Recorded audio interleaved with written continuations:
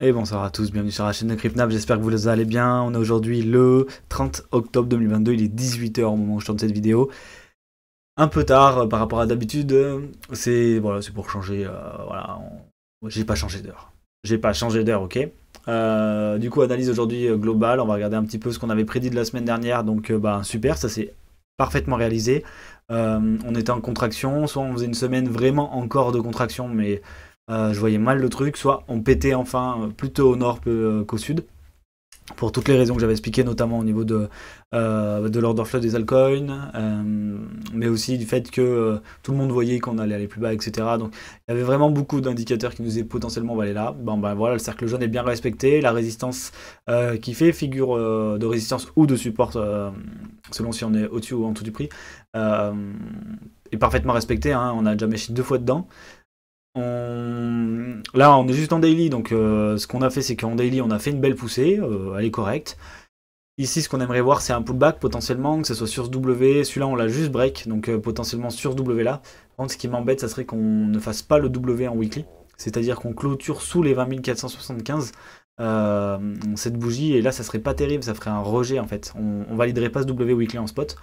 Je précise en spot parce qu'il n'y a pas de W weekly en perp, hein. Après, de toute façon, c'est le spot qui fait le marché, bien sûr. Mais en perp, on a méché.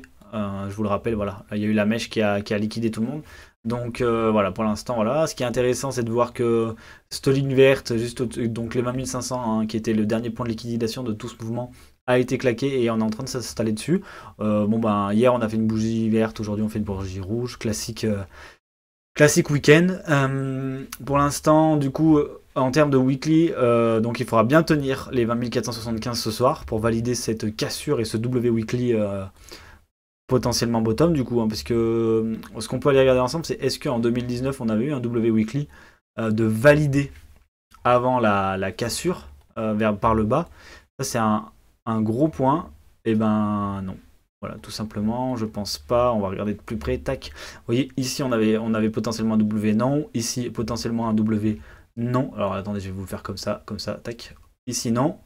Deuxième, ici, non plus. On aurait pu penser ici, mais on a rejeté. D'accord. J'ai fait un espèce de zigouigoui chelou, là.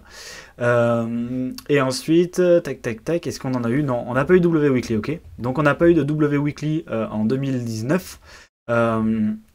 Avant ici, et le W Weekly ici, donc par contre c'était vraiment une cassure franche, hein, vous voyez, on avait eu rejet, une grosse cassure franche, et voilà, le W Weekly était le bottom de 2018, hein, voilà, donc de 2018. Donc, qu'est-ce que moi j'en conclus? J'en conclus que si vraiment on clôture au-dessus des 20 475, on fait un W Weekly, il n'y a pas vraiment de conclusion. Moi ça fait déjà un moment que je vous dis que je pense que le bottom il sera ici et pas en dessous. Donc voilà, je vais rester dans mon optique de dire ici c'est le bottom. Voilà, point barre. C'est pas que je l'annonce ou quoi, hein, parce que ça fait quelques semaines que de toute façon je vous dis que ça m'étonnerait qu'on irait plus bas. Après, bien sûr, on peut aller plus bas parce que je peux me tromper. C'est bien sûr un scénario que je garde. Je all-in pas tout, on sait jamais, parce que je veux dire, je peux très bien me tromper et dans 2 semaines on est ici, vous voyez ce que je veux dire. Donc vraiment, voilà, moi de toute façon, depuis un moment, je vous l'ai expliqué pour ceux qui n'ont pas regardé mes vidéos avant. Pour moi, le scénario idéal, c'est vraiment on vient ici ou là. Ça dépendra pour cet hiver. Et on revient ici pour l'été pour la même saison de l'année prochaine. Et l'année prochaine, on pose un W encore ici. Et là, on posera un W de l'espace. Vous voyez, comme ça pour le prochain halving. Et ça, c'est vraiment le scénario. Celle-là, je vais la garder. Hein, parce que pour moi, ça, c'est vraiment le scénario qui serait idéal. Alors, je ne sais pas si ça sera le scénario qui va se réaliser. Hein. Peut-être qu'on n'ira pas là-haut, peut-être que rien du tout.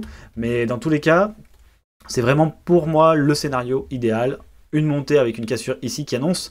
Donc là, on fait un W weekly, un autre W weekly. On reviendrait le tester dans ces zones et on repose dans notre W weekly et on fait un W mensuel. Alors ça serait incroyable. Surtout si, en attendant, on se fait un petit M weekly ici. Donc voilà, je parle un peu dans le vide, je pars un peu en sucette, mais voilà, c'est le plan idéal pour moi pour si on veut faire un prochain halving qui soit vraiment, vraiment sympathique, quoi. Donc tout ça, ce plan-là, c'est sur un an et demi. Hein. C'est pas, c'est quand même du plus ou moins long terme, ça dépendra de la vision de chacun. Côté Ether a beaucoup plus performé en termes de pourcentage. Lui, par contre, il n'y a pas de W weekly à proprement parler sur cette zone. On n'a pas de En spot, on avait bien chassé les liquidités aussi, donc on n'avait pas vraiment, il n'y a pas de liquidité en spot, mais on avait pas mal chassé vers le bas et le spot a méché. Donc on a un W daily quand même qui est ici, donc ça serait intéressant, potentiellement un petit pullback quand même pour valider, mais voilà, on a un super W weekly ici qui a servi de support à ce moment où là où on était tout simplement, et là on repart, donc potentiellement ça va être une belle performance pour Ether, surtout que si on compare la paire ETH BTC, hop, voilà, on a pareil, on a fait c'est un pullback, mais on a fait un énième, on va dire que ici c'est une espèce de grosse zone de résistance sur le haut, voilà, donc pour ceux qui commencent à me suivre pas mal, vous pouvez voir ici potentiellement voilà, une zone de résistance et ici une zone de support qu'on avait potentiellement, vous voyez, cassé par le bas et puis qu'on a réintégré. Donc je vais la mettre en vert pour dire que c'est un support. Hop. Et ici, ben voilà, on est re-rentré dans le haut du canal, on va dire, entre BTC et ETH. Donc il faudra faire bien attention. On est dans une zone dure, on range pour l'instant. Potentiellement, on va ranger longtemps sur la paire ETH BTC. Donc voilà, vous regardez pas forcément cette paire, même si elle est intéressante, surtout pour ceux qui font de l'inter-altcoin et qui hésitent entre deux alts. Donc c'est plus intéressant de prendre un altcoin qui va plus performer qu'un autre. Mais voilà, si vous faites du DCA sur BTC et ETH, voilà, cette courbe n'est pas forcément une grosse courbe indicatrice pour vous. Côté SPX, du coup, c'est intéressant. On fait une hop là, j'ai peut-être pas déplacé ça. On fait une super bougie de semaine. En daily, voilà, pareil, on a bien performé. Donc potentiellement, on avait dit qu'on pouvait refaire un retour ici pour faire un beau W. Bon, c'est pas encore le cas. On verra au moment du premier arrêt ici si on se refait rejeter encore une fois à cet endroit-là. Pour l'instant, on est quand même en train de pousser. Le RSI en daily est assez rassurant dans le sens où on n'est pas en train de se faire éclater. Et on voit qu'en weekly, on est simplement en train de reprendre. Ça serait cool qu'on fasse vraiment une grosse poussée, qu'on valide la divergence qui est en train de se former ici. Donc pour les plus novices, je vais vous aider à la tracer. Je vais aller ici, ici. Pour valider la divergence, vous voyez, on voudra faire un W et qui casse ce plus haut. Et du coup, on fera un W là, alors que ici on avait fait un plus bas de plus en plus bas, et là on monte. Hop, je vais vous le montrer aussi comme ça. Tac.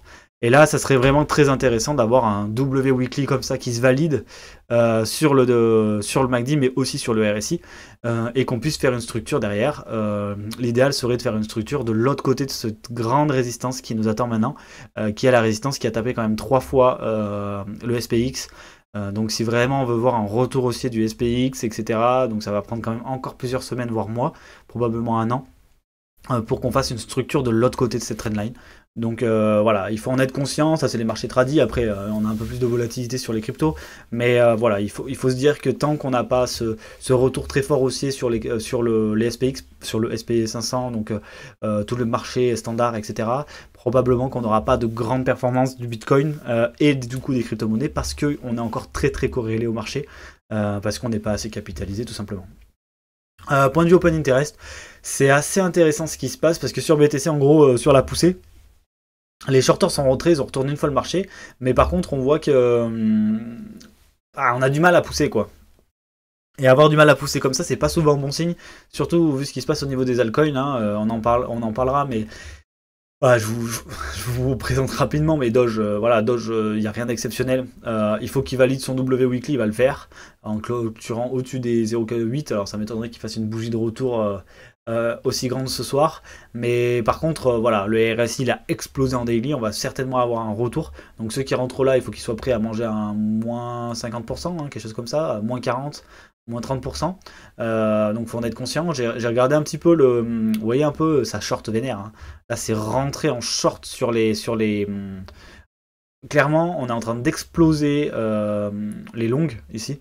Il y a des shorts qui sont rentrés et sur les moindres trucs on explose les longues. Il y a des mecs qui veulent jouer au levier longue et ils vont se faire punir. Là il y a des shorters qui sont rentrés en position et à mon avis ils ont de quoi faire retourner le marché. Donc voilà, probablement qu'on reviendra voilà, vers le W weekly, donc dans ces zones là qui ont fait résistance juste avant, donc les 0,085 certainement. Vous voyez, hop, vers cette mèche est intéressante à mon avis. Parce que cette mèche en fait elle est donc je suis en combien, je suis en 4 heures. Donc si on fait un petit zoom sur ce qui se passe sur Dogecoin, vous voyez que ici on crée une petite zone intéressante de j'ai du mal à passer. Donc clairement, hop, si vous tracez une ligne horizontale et que vous avez envie de faire un short, potentiellement ça peut être un TP, surtout que ça correspond au premier point ici et à la résistance là. Donc en plus ici on a un M4 heures. Donc voilà, il y a un trade. Après c'est pas très intéressant en termes de ratio risk-reward, mais il y aurait eu un trade à prendre comme ça par exemple. De mon côté, j'aurais potentiellement prendre un truc comme ça, donc je vais me remettre simplement sur la target. Vous voyez, c'est 0,95. Il y en a qui ça leur gêne pas d'avoir des grands win rates avec peu de RR. Après, on peut faire un truc plus serré, mais bon, on n'est jamais à l'abri d'une mèche, surtout sur le Dogecoin. Donc voilà, il va respirer. Pour les investisseurs de Dogecoin, je vous comprendrai jamais, mais pour ceux qui ont investi sur Dogecoin, devrait y avoir une fenêtre de respiration quand même sur du plus court terme. Du coup, Open Interest, donc j'en ai parlé du BTC, beaucoup de shorters qui rentrent en position.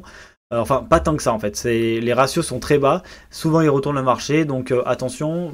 Après, ça peut être intéressant quand même de revenir sous ce creux pour enlever les derniers longs qui sont entrés un peu agressivement sur BTC. Et surtout au niveau des altcoins. Parce qu'au niveau des altcoins, ça a pas mal FOMO sur le mouvement du Bitcoin. Vous voyez ici, on est monté. Le ratio monte avec un funding qui devient très positif. Alors c'est certainement dû au Dogecoin, mais pas que. Surtout que le Dogecoin se fait pas mal liquider en long. Donc potentiellement, il y a pas mal de longs à éclater quand même. Il y a eu pas mal de FOMO sur les altcoins. Donc mettre des... Voilà, vous voyez ici, à mon avis, on ira sous les creux ici du BTC pour punir un peu. Ça sera pas malsain, hein, puisque en fait, si... Hop, ce qu'on veut, c'est des sommets, des creux ascendants, tout simplement, en daily. Et en fait, là, en 4 heures, on a l'impression que c'est la mer à boire. Mais ici, vous voyez, un retour, un pullback sur cette zone, c'est hyper sain, quoi. Un pullback vers les 20, en dessous des 20 000, aux 19 700, c'est sain. Donc pourquoi pas? Pourquoi pas, même ici, hein, sur cette mèche à 19 900, aux 20 000, comme on a eu en fait exactement là, mais un peu plus bas. Voilà, c'est des choses à envisager, n'oubliez pas pour ceux qui sont en train de faire du trading à l'heure actuelle. Donc voilà, je vais vous laisser là-dessus. Pour cette semaine, du coup, je vois plutôt quand même une respiration.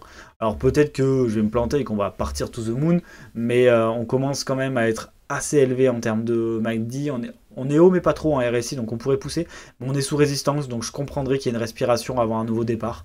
C'est ce que, en tout cas, moi, en tant que petit trade de court terme, etc., je risque de jouer, potentiellement jouer. Et sur Ether, pareil, une respiration jusqu'au haut du canal ici, vous voyez les 1400, voire cette zone tout simplement, là, des 1470. Mais voilà, une respiration au 1004, ça serait pas déconnant et ça serait potentiellement, moi je regarderais, mais si je vois une zone de retournement par ici, je pense que voilà, la prendre en trading, ça serait court terme, ça serait intéressant de mon côté. Je vous partagerai de toute façon sur les réseaux si je prends une position comme celle-ci. Donc voilà, donc respiration cette semaine pour moi, parce qu'on a quand même pas mal poussé, on a accumulé un petit peu de longues, notamment sur les alts, donc on va peut-être les punir assez rapidement. On va quand même se regarder le petit mensuel, parce que demain c'est la clôture monthly. Elle va être intéressante, ouais, oui ou non, hein. Donc en fait on a juste... on a simplement... ouais, non, on n'a rien de spécial. On a une bougie qui est à l'intérieur de la globalité de l'autre, donc on n'a pas de figure de retournement, on a rien de spécifique à ce niveau-là. On est encore en train de se contracter un petit peu en mensuel et en weekly. En weekly, ça, voilà, je vous le répète, mais il faut clôturer au-dessus des 20 475 pour valider ce W weekly, sinon il ne sera pas validé. Je vous souhaite à tous de passer une agréable soirée. On se retrouve dans tous les cas mardi. Sinon sur les réseaux sociaux comme d'habitude, n'hésitez pas à me follow, à mettre la petite cloche pour pas rater une seule de mes vidéos. Et je vous souhaite à tous de passer un agréable fin de week-end. Ciao.